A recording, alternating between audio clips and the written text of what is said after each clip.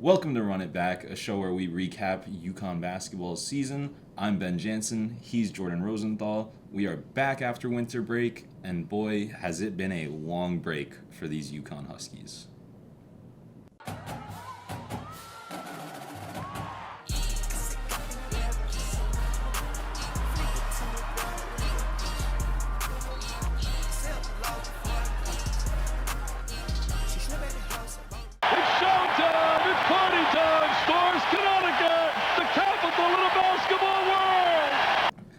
Winter break kind of kicked off pretty well. UConn struggled a little bit with Georgetown and then took down Villanova at the XL Center in a very tight game against a team that's now at the bottom of the conference.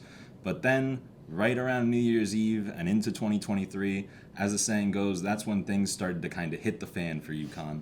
They've lost 5 out of their last 6 now. 2 games that are really rock bottom. St. John's at home, inexcusable. The fact that it was by double digits is just mind-boggling. And then to blow a 17-point lead on the road at Seton Hall, this team's really riding the struggle bus right now. Jordan, what do you see that's going wrong for UConn compared to the start of their season? I mean, at this point, it'd be easier to analyze what's going right for them at this point. They lack something, and that's what the team needs to figure out, whether it be motivation, incorrect roles for players. They came into this season with that whole underdog mentality.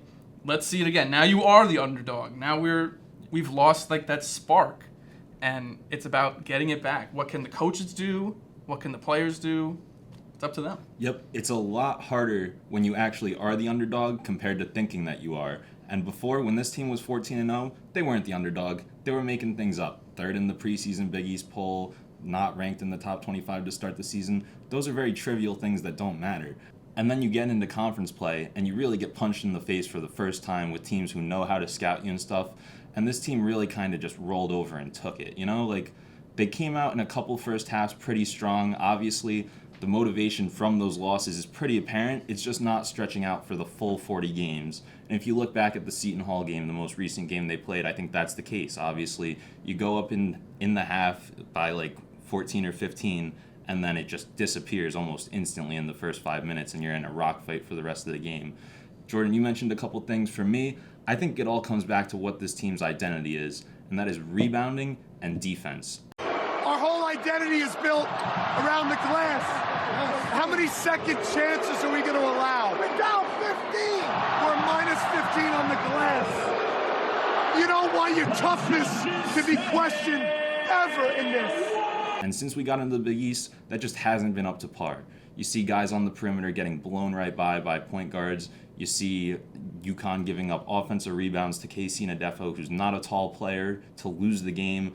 They had a minus 15-point differential against Creighton, and Dan Hurley made a very strong emphasis of that point. And then nothing has really changed since. They're still kind of getting out-toughed. St. John's, they lost maybe every 50 ball. They were like 95-5 balls in favor of the Johnnies. And then things have kind of completely stalled on offense. We start out pretty hot, and then teams kind of get the sense that, hey, this guy Adama Sanogo is pretty good. They're kind of force-feeding him every single time they're on offense. And then you get nights like in Newark when they were just all in the passing lanes all night. UConn turned the ball over so much in that second half and didn't really force anything of their own. So it's really been a struggle. Like Jordan said, there's so many things going wrong right now, and it's like really hard to pick one thing to try and get right, just because getting that one thing right isn't necessarily going to lead to success, just because there's so much happening right now. And sure, UConn is losing the physical, the skill aspects of basketball in a lot of these games, but I think what they need to do is start on they're losing mentally in these games. Whether it's techs or just lazy plays, like they're just not doing what they need to do. They're not doing what they used to do earlier in the season in the non-conference games. And I think that's up to players, and I think it's up to coaches to find a way to spark that mental reignition, something to get the players going and keep them locked in on the game. Sometimes they just lose focus. Yep, exactly. That mental toughness, obviously a big part of any sport. And for me, looking at this team, it kind of starts at the top with both Coach Hurley and the two captains. If you think about it, Coach Hurley got that big technical against Xavier. We know how he reacts to bad calls. We've read his lips on the sidelines. While it's kind of funny, those aren't things you really want to see because you want to be able to go right past that bad foul call and kind of focus on it, where UConn's kind of been letting them get slowed down by those bad calls instead of by the opponent, you know? And like you said, Jordan, with the technicals, when you have two guys who are captains, and this program hasn't had official captains in a long time, you can't be getting technicals because you're chirping the bench because their scouting report for you is non-shooter. That can't happen. And then if you're a captain, you can't be getting tossed from a game in the last 15 seconds because you're losing. It's just not stuff that happens, and that's things that trickle all the way down to even the walk-ons, and you kind of see a bit of a negative body language. Guys aren't as pumped up on the sideline as they were earlier in the year. It's kind of all rat poison, like Nick Saban likes to say on the football side of things, that has kind of infected the entire program right now. And since this offense has gone pretty stagnant, and even defensively there's a lot of struggles we're not used to too, a lot of people are rumbling, Donovan Clingan should get more minutes, Hassan Diarra should get more minutes. No one really has the answers to these rotations, but UConn really prided itself on depth coming into the season, and in that big stretch, this is a fact of life. If you're below 500 in conference play or around 500, you don't have depth. You have a couple good players. That's the thing. Like, as nice as it was in the beginning, the shooting has completely disappeared. Joey Calcaterra is no longer a guy you can rely on. Hassan Diarra has never been an offensive guy. He was brought in for defense. Tristan Newton isn't really playing his game. And then Naheem Aline, no offense to him, he's been a non-factor the entire season. You can't really even say he fell off because he just never really started. Jordan, what do you see with the lineup that could maybe be tweaked or anything like that? Dan Hurley, before he got COVID, we hope he's feeling better. He did hint at maybe a little lineup change to spark things. Obviously, he got COVID, and then Tom Moore and Luke Murray had to come in and coach. Do you think he was planning to make a change, or that was just talk? And what do you think the lineup should kind of consist of going forward? Yeah, well, like I said, like I've been saying, that it's on the coaching staff. If the fans are realizing that this is wrong, like, what is the coaching staff waiting for to change the lineup? I know he said he was about to. I don't know what that means. You could just do it. Yeah. At least show an effort that you know something is wrong. If you try, you get some credit in what you're doing. But if you're watching Adama Sanogo get doubled and lose the ball every play and get out rebounded, why is Clingan not going in? Why is he on the bench? Why is Clingan not out there for that Seton Hall rebound? He had 4 fouls, okay? There's 10 seconds left in the game. Why don't we have our 7'1" big man on the court? You can't teach 7 feet. Sanogo's only 6'9", and he didn't even box out the player. So, as far as the lineup, people want to play Clingan the whole game. Can't play Clingan the whole game. He's clearly not conditioned to play the whole game, which is fine. But you have to be able to analyze when it's Sanogo minutes, when it's Clingan minutes, and maybe when it's both minutes. The Big East has completely identified Adama Sanogo's weaknesses. Sanogo, fantastic player, super talented, preseason honors for the Big East, great player. The Big East knows his weakness. It's clear in these games. You double him, he can't catch the ball. He's a raw passer. There. Clingan brings new identity to that squad when he's out on the floor, especially on the defensive end. He's 7'1". Like I just said, you can't teach 7'1". We even saw it last night. Adama Sanogo, we're talking about him being 6'9". Compared to most people, even most basketball players, 6'9", 265 pounds I think he is. He's a lot bigger than most people on the court. Probably as big as anyone besides Donovan Clingan, especially against Seton Hall, who's a small team. And he gets posterized trying to take a charge against a guy who's maybe 6'5", 6'6". Go up and block the shot. It's the same thing on offense. You have to be a little bit more aggressive. He's taking way too many fadeaway hooks, not really a high percentage shot at any level, and then he's not going up strong. He gets the ball, and when he has a lane to the hoop, he does 2 or 3 pump fakes and gives guys on defense time to come swat the shot into the backboard. If I was 6'9", I'd be dunking every play. Yeah. Every play. Every single play. He's got the build for it. He's just not doing it. And then, obviously, things are very fluid in basketball. Like Jordan said, there's going to be some times where matchups just align differently. If you think back to the Marquette game, it shouldn't have been a big celebrated moment that Donovan Clingan was the starter for the second half. He was playing much, much better than Adama the entire game. And it was such a shock because Dan Hurley is very stubborn with his lineup changes. He likes to run those starters. The starting lineup plays like 40% of UConn's minutes, which is a pretty high percentage for a group of 5 guys when you consider how many possible rotations there are.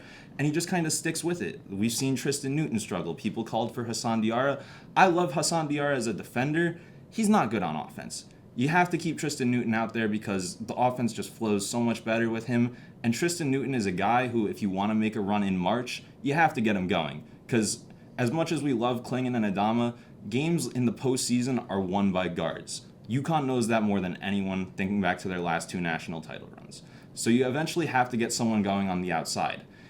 UConn just so happens to have a potential first-round pick on the wing. And they don't really run through him at all. They kind of still just force-feed the post. And Jordan Hawkins moves so beautifully without the ball that he should easily be getting 10 or 12 shots a game.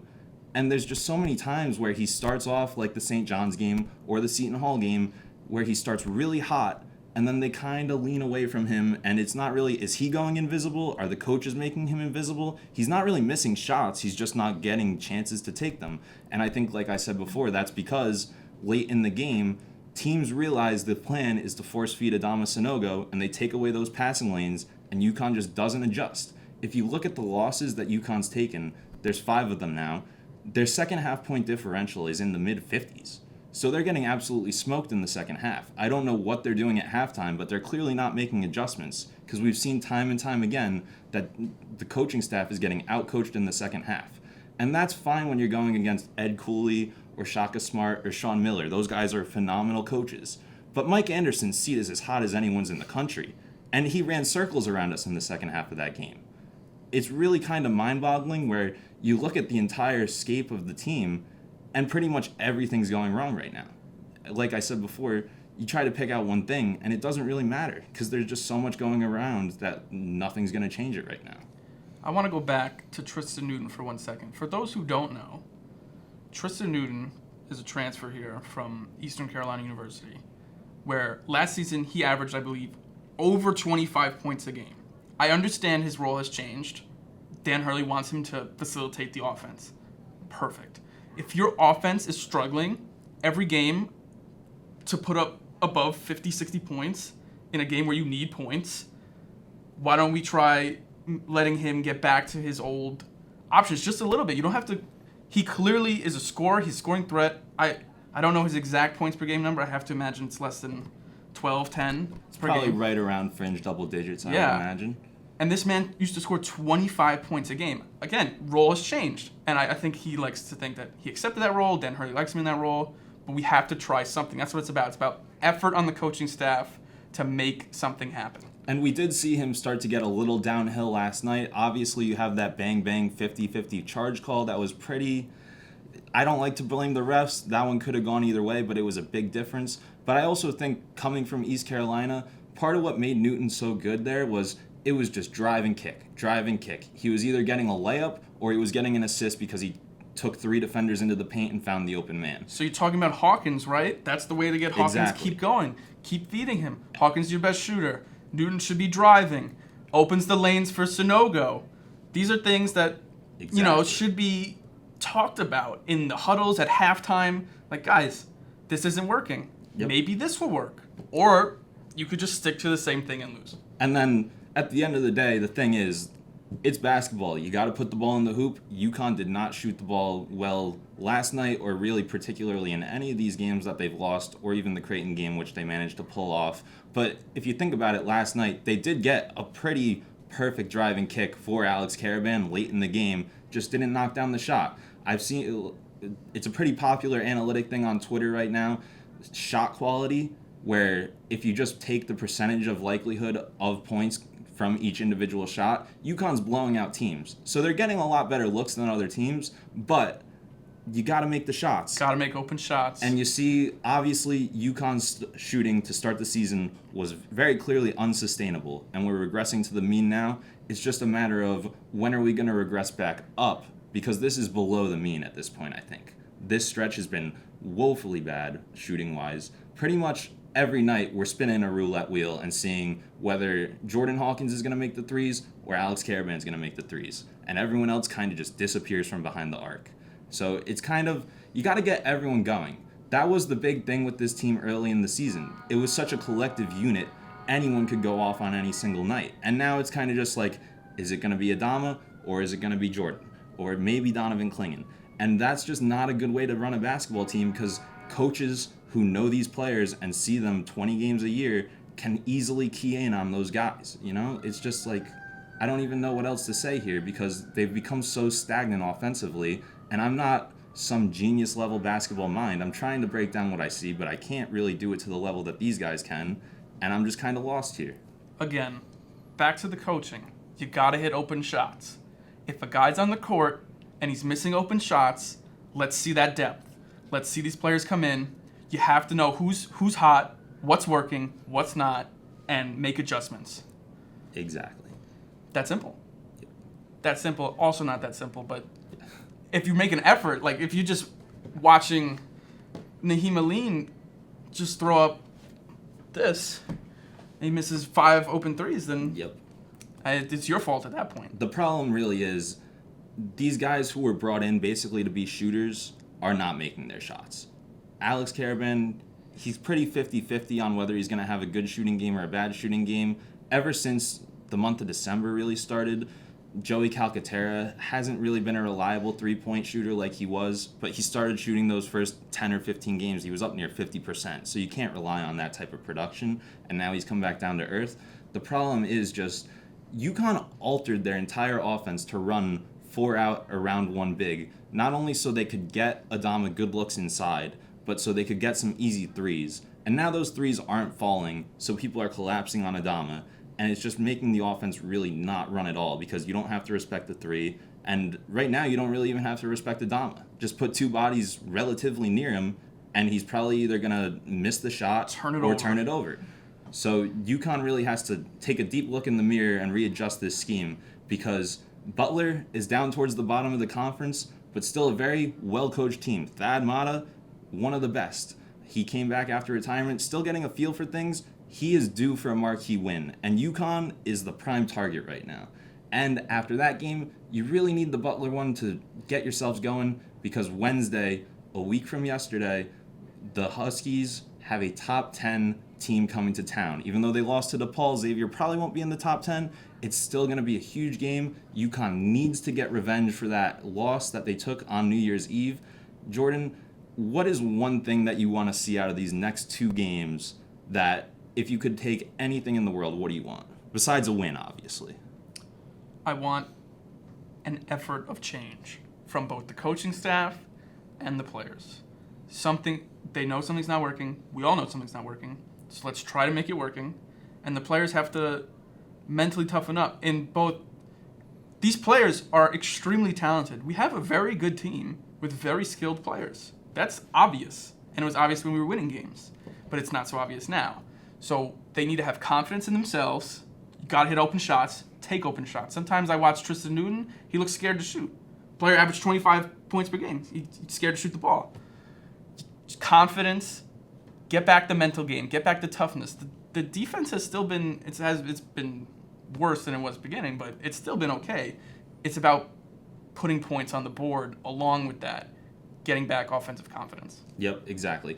Obviously, we've seen that there are spurts where they piece it together. They had that big run against Marquette. They played really well against Creighton outside of the minus 15 rebound differential. I don't think they could have played that game much better. And then even in the first half against Seton Hall yesterday, they obviously had to play well to get up 15. The second half has really been where they collapse.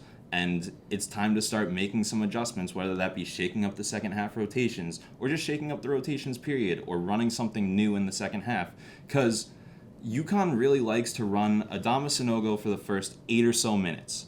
And then Donovan Clingan comes in around 12 minutes usually, maybe 14 if Adama's not off to a great start. And then once Adama comes back in, the book is out. And the teams know where the ball's going. They know what they're doing. So maybe don't do that same strategy for the last 30 minutes of the game when it's not working. Maybe run some ball screens for Jordan Hawkins or off-ball screens for any of the guys who can shoot. Get them good looks. And UConn's still doing that. they just seem very content to pass up those good looks to force a ball to Adama Sanogo.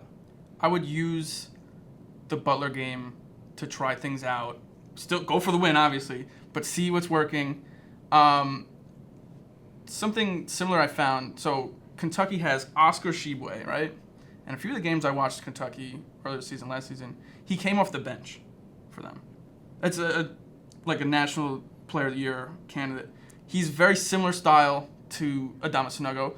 I challenge Hurley, start Klingon, have Sanogo come off the bench. If the other team knows exactly what you're going to do, they just plan for that. It's obvious. Every team has a counter to what you're doing. I'm also very interested to see when Samson Johnson gets back. He was getting minutes earlier in the year, how they play and if that could help at all. Another big because they refused to play Richie Springs. I don't know why.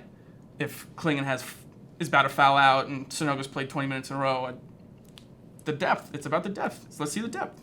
I think obviously this is a lot of pressure to put on a guy who really hasn't played much in his time here. He started opening night and got hurt, but Samson Johnson really might be the shot in the arm that they need because he can shoot it from the outside and he's big inside. And if you think back to that Xavier game, they have Nunji and they have Fremantle, both inside, which makes it really hard for Alex Karaban because he's a little undersized and he's definitely not athletic enough to hang with those guys. We saw it. He was a defensive liability and fouled out in that game and didn't really shoot the ball well. If you can get a guy who's 6'10 next to Adama, that's probably going to be a little bit more effective defensively. And then also that way when Alex Karaban doesn't have it, because he's the only 4 on the team right now, he doesn't have to play those 33 minutes a game he's been playing. You can try something else out the way UConn does with Sanogo and Klingon and have a nice little rotation going back and forth right there. Because right now UConn's trying to play a non-4 at the 4 when Karaban's not on the court. So I think Johnson coming back, and obviously coming off an injury, things aren't going to be super smooth to start,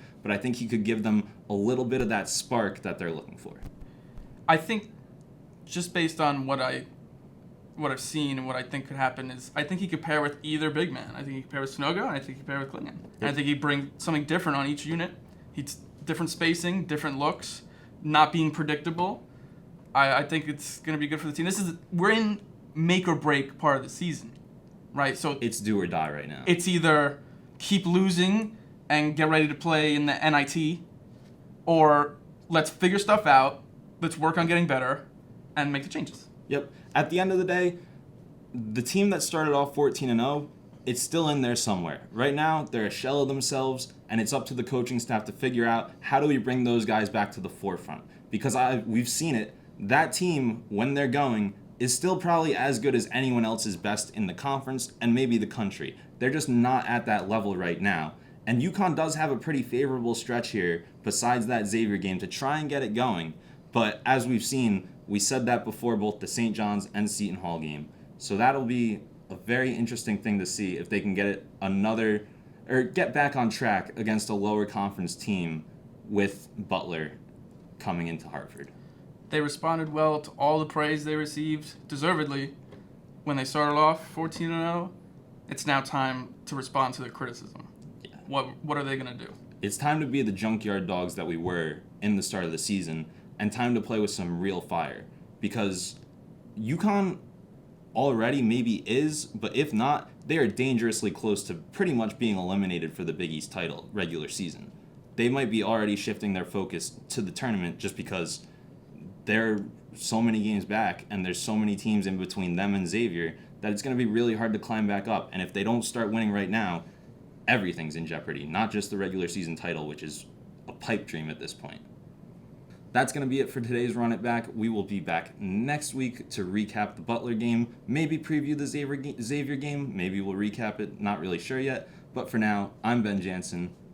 I'm Jordan Rosenthal. UCTV Sports.